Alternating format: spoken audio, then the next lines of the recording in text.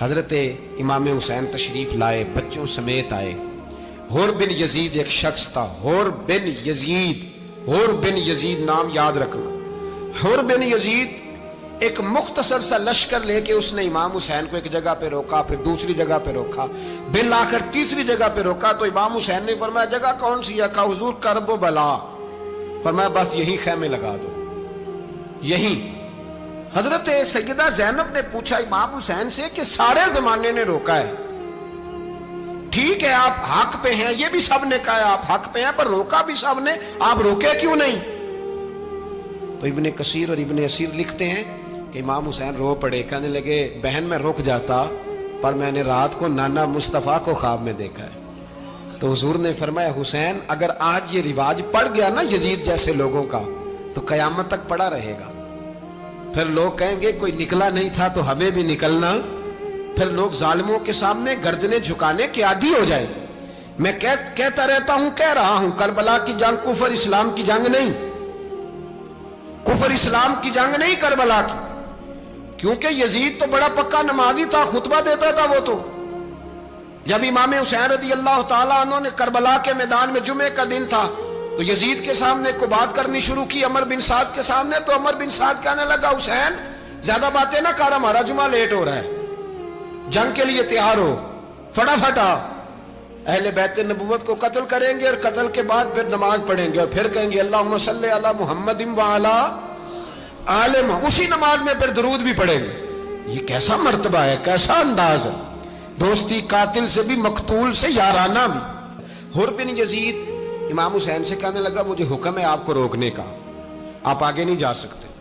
امام صاحب نے فرمایا وجہ؟ زمین اللہ کی ہے۔ اس نے کہا آپ بیعت نہیں کر رہے، یزید کی حالات آپ کے حق میں درست نہیں ہیں، آپ نہیں جائیں گے۔ امام روک گئے۔ ظہر کی نماز کا وقت ہوا تو حضرت علی اکبر امام حسین کے بڑے صاحبزادے انہوں نے اذان ظہر پڑھی تو حور بن یزید کے لشکر نے امام حسین کے پیچھے نماز ادا کی۔ کہا بھئی تم مقابلے میں آئے ہو، نماز پیچھے پڑھتے ہو؟ کہا حضور مقابلہ تو تلواروں سے کر رہے ہیں پر ہمارا دل تو مانتا ہے نا کہ مصطفیٰ کا نواسہ بڑی شان والا ہے۔ حور بن یزید نے 3 نمازیں لشکر سمیت امام حسین کے پیچھے پڑھی ہیں، 3 نمازیں، ظہر اثر اور مغرب۔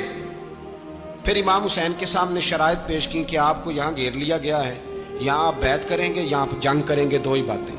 امام حسین نے فرمایا نہیں بھائی بیعت تو میں نہیں کرتا، اس کے علاوہ تم جو کہتے ہو میں کرنے کو تیار ہوں۔ اس نے خط لکھا، عبید اللہ ابن زیاد کو ایک بندہ دوڑایا پیچھے، کوفے چند میل پہ کوفہ تھا، کہا وہ نہیں مان رہے، کیا کرنا ہے؟ تو حسین ابن علی ہے، میں زیادہ دیر انہیں روک بھی نہیں سکتا۔ انہوں نے پیغام دیا حور بن یزید کو کہ کرنا کچھ بھی نہیں، ان کا پانی بند کر دو، بلیک میل کرو، کھانا پانی نہیں ملے گا، چھوٹے چھوٹے بچے ہیں، خود ہی مان جائیں گے۔ حضرت امام علی مقام کے بارے میں حور کے پاس جب یہ پیغام آیا تو حور کہنے لگا میری طبیعت نہیں مانتی حسین پر پانی بند کروں، دل نہیں مانتا۔ جب یہ لفظ کہے نا دوبارہ تو پھر عبید اللہ ابن زیاد نے عمر بن سعد کو 10,000 آدمی دے کے بھیجا، کہا حور بن یزید لچک دکھا رہا ہے حسین کے حق میں۔ ایک رے کا علاقہ تھا، بڑی وہاں فصل ہوتی تھی، لوگ کوشش کرتے تھے وہاں کا گورنر بننے کی، کوشش کرتے تھے۔ تو عبید اللہ ابن زیاد کہنے لگا تمہیں رے کی گورنری ملے گی، سب سے سرسبز و شاداب علاقہ، تمہیں وہاں کا گورنر بنایا جائے گا اگر حسین کے خلاف لڑو گے۔ یہ اتنی زبردست ہوتی ہیں گورنریاں کہ گورنریوں کے لیے لوگ نسل رسول کے خلاف بھی نکل آتے ہیں، یہ اتنی تگڑی ہوتی ہیں، اتنی جلدی وفاداریاں بدلتی ہیں۔ امام حسین کو روک لیا گیا، عمر بن سعد نے روک لیا۔ 1 محرم کو امام آئے، 7 محرم تا روکا گیا، 7 محرم کو پانی بند کر دیا۔ جانور پانی پیتے تھے، گھوڑے پیتے تھے، کتے پیتے تھے، لیکن مصطفیٰ کے گھرانے کو پانی پینے کی اجازت، 3 دن تک پانی بند رہا۔ 9 محرم کو عمر بن سعد نے اور لوگ بلائے۔ شمر ایک بڑا سخت آدمی تھا، سنگ دل بدبخت، جس نے حضرت علی اصغر کے گلے پر تیر مارا تھا، وہ اور لشکر لے کے آیا۔ رات کو کہنے لگا امام حسین رضی اللہ تعالیٰ عنہ سے کہ بس بڑا ہو گیا، یہ 9-10 محرم کی درمیانی رات، یا آپ جنگ کریں گے یا آپ بیعت کریں گے، 2 ہی باتیں۔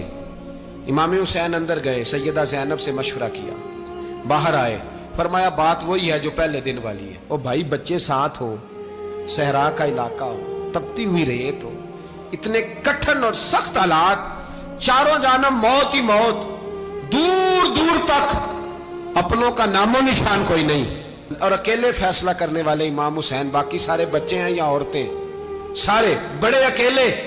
इमाम हुसैन रज़ी अल्लाह ताला अन्हु ने फरमाया, भाई बैत तो मैं नहीं करता, बाकी जो तुम्हारा प्रोग्राम है।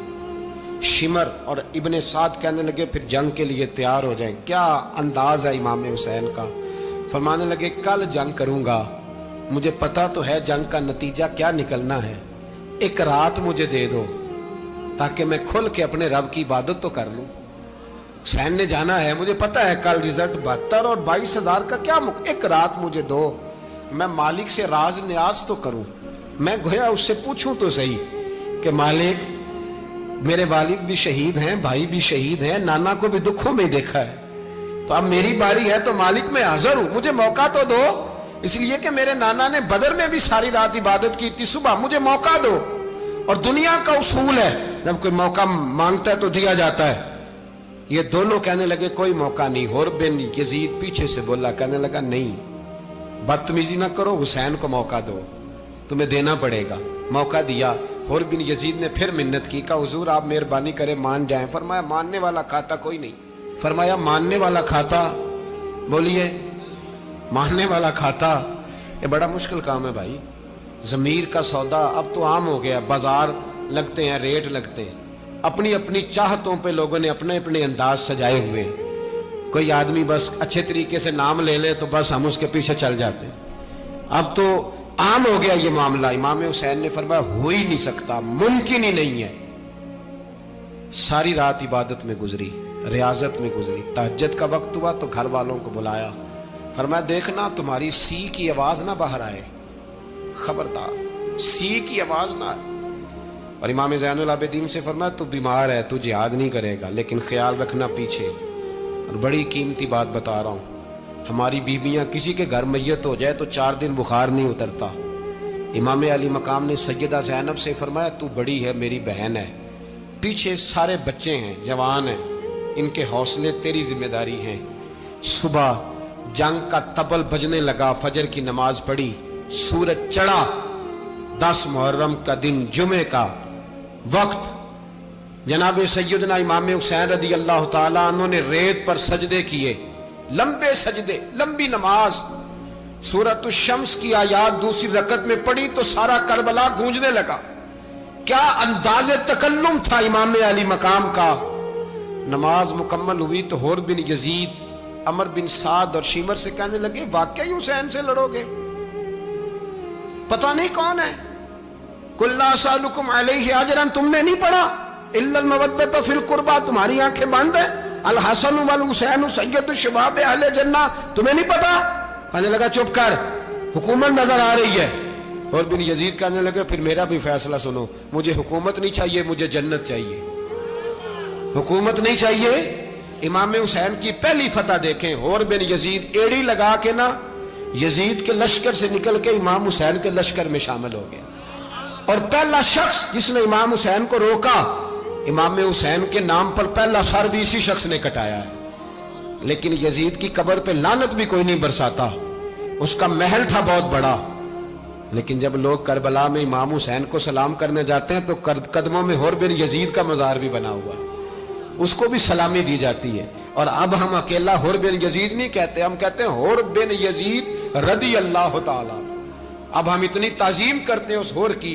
जनाबे इमाम हुसैन को मैदान में खड़ा किया गया, जिहाद का तबल बजा, पहले खुद्दाम आए। और सुन लो, आज वो पता नहीं बाजारी से लोग चढ़ गए स्टेजों पे, बाजारी से, ना चेहरे पे दाढ़ी है, ना सर पे कोई कपड़ा है, बाजारी लोग हैं, भाग रहे हैं, बाजू चढ़ाए हुए हैं, बटन खोले हुए हैं, तमाशा बना दिया। सुनने वालों का भी अल्लाह ही हाफिज है। वो स्टेज पे ये अहले बैत की शान बयान करता है, भाग के उधर जाता है, ये कोई तरीका है। सुनने वालों का भी अजीब अंदाज है, हर बंदे को सुनने बैठ जाते हैं। दीन मुहज्जब है, तहजीब वाला है, दलाइल रखता है, दीन वकार रखता है, ऐसे लोग अब दीन बयान करेंगे। हजरत सैयदना इमाम हुसैन रज़ी अल्लाह ताला अन्हु सुबह जब जिहाद का वक्त आया, पता है कौन कौन थे करबला में?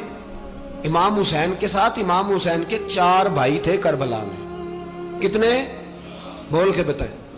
حضرت علی کے 4 بیٹے، عباس بن علی، جن کو حضرت عباس کہا جاتا ہے نا، علمدار، یہ حضرت علی کی دوسری زوجہ میں سے.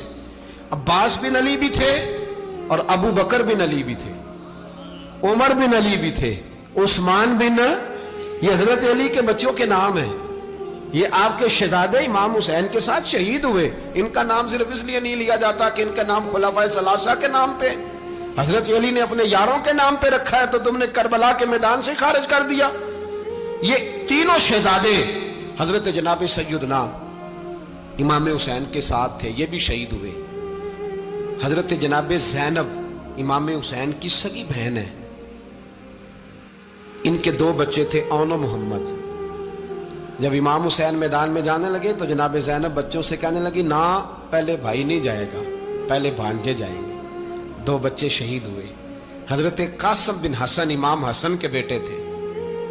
وہ جب میدان میں جانے لگے تو امام حسین نے کہا، نہیں بھائی تو نہیں جائے گا، تو میرے بھائی کی نشانی ہے، میں جاؤں گا.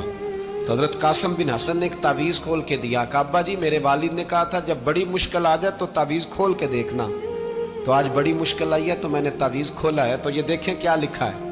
یہ تو رکا ہے، تعویذ ہے ہی نہیں. جب کھول کے دیکھا تو اس پہ لکھا تھا، قاسم اگر حسین پہ کوئی کڑا وقت آ جائے تو بیٹے کے آگے آگے رہنا، اگر کڑا وقت میرے بھائی پہ کبھی آ جائے نا، دیکھنا اس کے آگے آگے چلنا، اسے حسن کی کمی نہ محسوس ہو. پائیاں جہاں ساک نہیں کوئی جے وچ خار نہ ہوئے.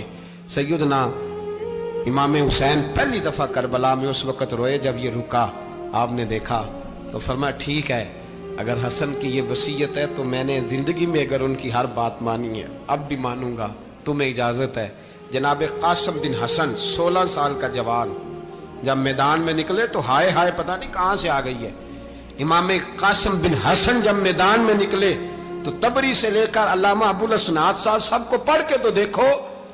3 دن کی پیاس ہے، شدید آزمائش ہے، دکھ ہے، تکلیفیں ہیں، پھر بھی پہلی دفعہ جب میدان میں گئے ہیں واپس آئے ہیں 19 لوگوں کو قتل کر کے واپس آئے.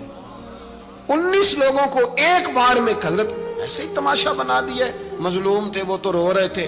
ہر مقرر یہ کہہ رہا ہے کہ وہ تو بار بار کہ ابا پانی مل جائے، پانی آ جائے، ترس گئے. خدا کا خوف کرو، یہ دلیر لوگ تھے. ان کی باتیں آج بھی پڑھ کے دلیری پیدا ہوتی ہے، دلیری پیدا ہوتی ہے، دلیری. سناؤ قصہ خیبر کو تمامی اپنے بچوں کو. علی کی داستان سن کے دلوں سے ڈر نکلتا ہے. علی کی داستان سن کے دلوں سے یہ جو بچے ڈر رہے ہیں نا، وہ چمگادڑ آ گئی، کاکروچ آ گیا، یہ خوف نکل جائے گا اگر حضرت قاسم بن حسن کی بات سنیں گے. درجنوں لوگ آپ نے قتل کیے. ایک دفعہ آئے کہا چاچا یزید کا لشکر تو بڑا ہی بزدل ہے، اگر چند قطرے پانی میرے حلق سے گزرے تو میں سارے کاٹ کے لے آؤں گا آپ کے پاس، چند قطرے. لیکن تھوڑی دیر گزری، عمر بن سعد کہنے لگا اکیلے اکیلے جاؤ گے تو علی کا پوتا ہے، یہ سب کو مار دے گا، کٹھے جاؤ. چاروں جانب سے تیر برسے. ایک تیر لگا آ کے گردن کے پیچھے، بس جناب سیدنا قاسم بن حسن گھوڑے سے نیچے گرے. تو جناب زینب حوصلہ کر کے آنسو سمیٹ کے کہنے لگی میں دیکھ رہی ہوں پردے کے پیچھے سے حسین میرے بھائی کا بیٹا گر گیا ہے، جا اسے اٹھا کے لا. حضرت امام حسین ان کو اٹھا کے لائے تو امام حسین نے سینے سے لگایا ہوا تھا تو ان کے پیر، ان کا قد لگتا تھا امام حسین سے زیادہ ہے. اٹھا کے لایا، لٹا دیا گیا. امام حسین کے اپنے بڑے بیٹے میدان میں نکلنے کو علی اکبر نام ہے. جب جن لوگوں نے حضور کو نہیں دیکھا تھا وہ جب کہتے نا ہم نے نبی پاک کا دیدار نہیں کیا تو بتاؤ کس طرح کے تھے، تو بتایا جاتا تھا کہ جناب علی اکبر کا دیدار کرو، ہم شبیہ مصطفیٰ. اور جب وہ گلیوں میں نکلتے تھے تو عورتیں چھتوں پہ چڑھ جاتی تھیں. جناب علی اکبر رضی اللہ تعالیٰ عنہ تلوار لے کے میدان میں نکلے. جوان بیٹے دینے بڑے مشکل. او یارو رٹا کیا ہے یہ تو بتاؤ کہ ظالم آدمی حکمران ہے. یار یہ رٹا ہے، ایک ظالم کا رستہ روکنا ہے. اس رٹے کے لیے ہم شبیہ مصطفیٰ جناب سیدنا امام علی اکبر میدان میں نکلے. بڑے لوگ مارے، بڑے. پھر ایک تیر ان کے بھی گلے میں لگا اور جب وہ گرے نا زمین پہ تو حضرت इमाम हुसैन दौड़ के आए, दौड़ के, और जब तशरीफ लाए तो उनके गले से तीर खींचा तो एक जुमला लिखा है साहिब तबरी ने, उसने हद कर दी। कहने लगे तीर खींचा तो इमाम हुसैन की आंखों में आंसू आए। कहने लगे काश जनाब इब्राहिम आज मेरे सामने होते तो मैं उन्हें कहता कि आपने तो बेटा ज़िबा करते वक्त आंखों पे पट्टी बांधी थी, देखो मैं खुली आंखों से बच्चे ज़िबा कर रहा, खुली आंखों। काश जनाब इब्राहिम खलील होते तो उन्हें कहता। जनाब अली अकबर भी शहीद हुए। हजरत अली असगर को तो अचानक उठाया था इमाम हुसैन, बाहर निकले तो गर्दन पे तीर लगा तो 6 महीने का बच्चा वो भी शहीद हुआ। खून उछाला आसमान की तरफ तो कहा मौला देख ले, मैंने 6 महीने वाला भी नहीं बचाया, वो भी दे दिया है। फिर हजरत अब्बास को बेटियों ने कहा कि अब ना, कुछ कहते हैं पहले शहीद हुए, कुछ ने लिखा बाद में, कहा अब हमसे पानी के बगैर नहीं रहा जाता। तो जनाब अब्बास पानी का मशकीज़ा लेके निकले, बाहर निकले, एक हाथ कटा, दूसरे पे मशकीज़ा वो भी कटा। देख लो मैं पस मंजर पे हूं अभी तक, मैं बता रहा हूं कि जिहाद किसके खिलाफ था? जालिम हुक्मरान के खिलाफ, जालिम काफिर के खिलाफ नहीं, मुशरिक के खिलाफ नहीं। हजरत इमाम हुसैन रज़ी अल्लाह तआला अन्हु ने हर जगह एक ही बात की कि यजीद शराबी है तो बच्चे कटवा दूंगा, शराबी को वोट। ये एक नहीं, हर किताब में यही लिखा, हर किताब में, और हर मसलक की किताब। यजीद चूंकि मुजरे देखता है, रंडियों का नाच देखता है, बच्चे कटवा दूंगा, उसके हाथ में हाथ। इमाम हुसैन ने फरमाया चूंकि अल्लाह की हदों को तोड़ता है, हुकूकुल्लाह पामाल करता है, हुदूदुल्लाह, बच्चे कटवा दूंगा लेकिन उसके हाथ में हाथ। सारा दिन खुद मुजरा देखना और 10 मुहर्रम को 2 देगे पका के हुसैनी बन जाना, सारा साल खुद गंद मंद करना, शराबियों के साथ रहना और 10 मुहर्रम को 2 आंसू बहा के याद रखना। मैं हमेशा कहता हूं, फिर कह रहा हूं, जिसके मोबाइल में गंदे गाने हैं, गंद देखता है, शराबी कबाबी का सपोर्टर है, वोटर है, या मुजरे देखता है, आता जाता है, वो याद रखे कयामत में इमाम हुसैन का हाथ होगा, उसका गिरेबान होगा। हमसे न रकम होंगे कसीदे यजीद के, हम लोग तो हुसैन के सीरत निगार। हजरत अब्बास बाजू कटा, फिर पानी तो भर लिया था, ला ना सके, फिर गर्दन कटी तो शहीद हुए। बच्चों की भी शहादत हुई, पर जब उनका लाशा उठाया तो इमाम हुसैन कहने लगे मौला अब ना हुसैन की कमर कमजोर हो गई है, अब कमजोर हो। और भाई एक मैयत हो जाए तो 4-5 दिन तो पूरी आंखें नहीं खुलती, कैसा जर्री खानदान है। थोड़ी देर गुजरी तो इमाम अली मकाम ने पटका बांधा, सर पे दस्तार बांधी, मौला अली की तलवार पकड़ी, नबी पाक का इमामा बांधा और घोड़े पे सवार हुए तो कहने लगे ज़ैनब घर तेरे हवाले और मैं अल्लाह के हवाले, घर तेरे हवाले और मैं। और फिर इमाम हुसैन निकले, इमाम अली मकाम निकले। रावी कहते हैं कि ये जलवा पहले भी बड़े सोने थे, पर आज जो रंग देखा वो कभी नहीं देखा। क्या अंदाज था, जिधर जाते नारा लगाते तो हद हो जाती। इतने लोग इमाम हुसैन ने काटे, इतने काटे, फिर वापस पलट के आए और कहने लगे ज़ैनब जरा पर्दे के पीछे से देख तो सही मेरी बहन, इन बुज़दिलों को जुर्रत ही नहीं हो रही हुसैन के मुकाबले में आने। एक दूसरे को धक्का देते, तू जा तू जा, फिर इकट्ठे वार हुए। ये कौन है कटा हुआ, लिबास है फटा हुआ, ये बिल यकीन हुसैन है, नबी का नूर ऐन है। फिर चारों जानिब से तीर बरसे तो इमाम अली मकाम चूंकि नमाज का वक्त हो गया था, उतरे घोड़े से, खून बह रहा था, गर्म तरीन रेत से तयम्मुम किया, सर सजदे में रखा और जब शिमर आपकी गर्दन काटने लगा तो कहने लगे ठहर जा जरा, रब से एक बात कर लेने दे। और फिर बोले इमाम हुसैन, कहने लगे मालिक तू अब बता के हुसैन से राजी है कि नाराज है, तू बता। तो फिर एक आवाज आई, या अय्यतुहन नफ्स मुतमइन्ना इरजिई इला रब्बिकी रादियतम मर्दिया। फरमाया नफ्स मुतमइन्ना वापस आ जा, तू अल्लाह से राजी है, अल्लाह तुझसे राजी। इमाम हुसैन वहां शहीद हो गए। अब ये काफिला इमाम हुसैन का सर काट, जरा देखना गौर करना, सर काट के नेज़े पे रखा है, जिस्म करबला में पड़ा है। औरतों को घोड़ों पे बिठा के ले जाया गया यजीद के दरबार में। यजीद पहले उबैदुल्लाह इब्ने ज़ियाद ने बदतमीजी की, फिर यजीद ने की। सऊदी अरब का एक मौलवी बोल रहा था, सऊदी अरब का, उनसे भी बड़ा इश्क है, जिसने तकरीर सुननी हो मेरे पास है। हमें लोग मशवरे देते हैं कि जो यजीद को अच्छा कहे और हुसैन को बागी कहे उसको हम इमाम मान लें।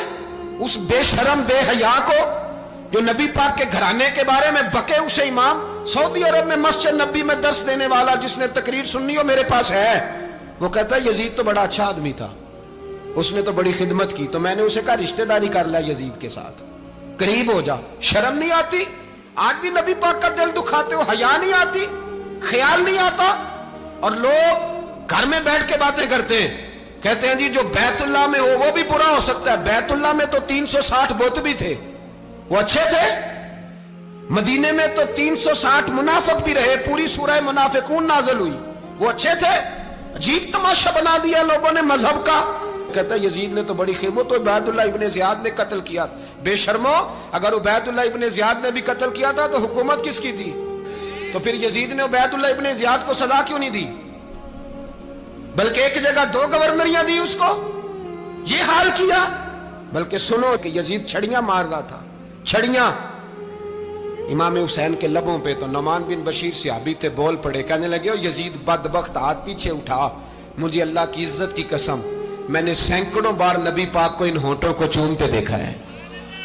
حضرت جناب زینب عورتوں کے مجمع میں پیچھے ہو کے بیٹھی ہیں، یزید کے پاس جب پہنچا لشکر تو یزید کہنے لگا دیکھو اللہ نے مجھے عزت دی اور میرے مخالفوں کا کیا حال ہوا۔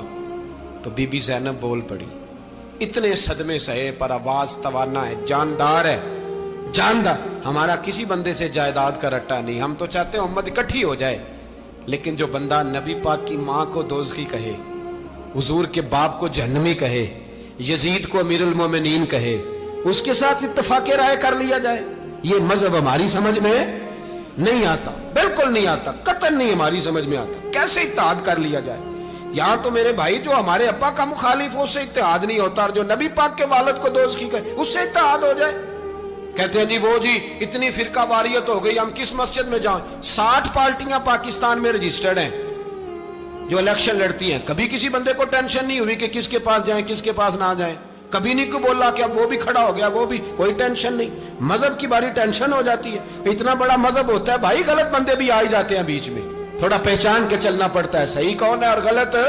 اور یہی تو ہمیں امام حسین نے بتایا ہے کہ مذہب کے اندر ہی تم نے شناخت کرنی ہے کہ بندہ ٹھیک کون ہے اور بندہ غلط۔ یہی تو کربلا ہے، یہی تو امام حسین نے بتایا، کفر اسلام نہیں، حق اور باطل۔ تو سمجھیے گا حضرت سیدہ زینب نے جب سنا نا کہ یہ کہہ رہا ہے کہ مجھے اللہ نے عزت دی، تو جناب زینب بولی، نعمان بن بشیر کہتے ہیں بی بی بولی، اتنے صدمے ہیں پر جناب زینب بولی اللہ اکبر، اس انداز میں بولی کہ پہلے قرآن مجید کی آیت پڑھی، کہنے لگی وَتُعِزُّ مَن تَشَاءُ وَتُذِلُّ مَن تَشَاءُ بِيَدِكَ الْخَيْرُ إِنَّكَ عَلَىٰ كُلِّ شَيْءٍ قَدِيرٌ۔ اور پھر کہنے لگی یزید تو بکتا ہے، کہتا ہے کہ تو عزت والا ہو گیا، یہ تیری حکومت ہے، 4 دن گزرنے دے، تجھ پہ کوئی لعنت بھی نہیں برسائے گا، اور میرے بھائی کا قیامت تک ممبروں میں اور خطبوں میں ذکر ہوا کرے گا، وقت گزرنے دے۔ جب جناب بی بی زینب بول رہی تھی تو حضور کے ایک نابینا صحابی پاس بیٹھے تھے، جناب نعمان بن بشیر کا ہاتھ ہلایا، ہلا کے کہنے لگے کیا علی آ گئے؟ تو علی کی آواز لگتی ہے، جبریل امی بول رہے ہوں جیسے، حکمت کے گوہر رول رہے ہوں جیسے، دربار دمشق میں بی بی زینب کا خطاب، منبر پہ علی بول رہے ہوں جیسے۔ میرے بھائی بس کربلا والا قافلہ تو مدینے پہنچ گیا، 3 سال یزید نے حکومت کی، شرابیں عام ہو گئیں، مکے پہ حملہ ہوا، خانہ کعبہ کا غلاف جلا، مدینے پہ اس نے حملہ کیا، 3 دن مسجد نبوی میں اس نے گھوڑے باندھے، مسجد نبوی میں صحابہ کو نکال کے اپنا اس نے امام مقرر کیا، لیکن پھر امت نے اسے قبول نہ کیا، پھر وہ رسوا ہوا اور آج تک وہ رسوا ہے۔ لیکن امام حسین کا نام کل بھی زندہ تھا اور آج بھی۔ درس یہ ہے، پیغام یہ ہے، پیغام یہ ہے، یاد رکھو موت تیزی سے آ رہی ہے، ہمارے ساتھ والے دائیں بائیں والے سب چلے گئے، اسی طرح نمبر لگے گا، ایک دن اعلان ہوگا۔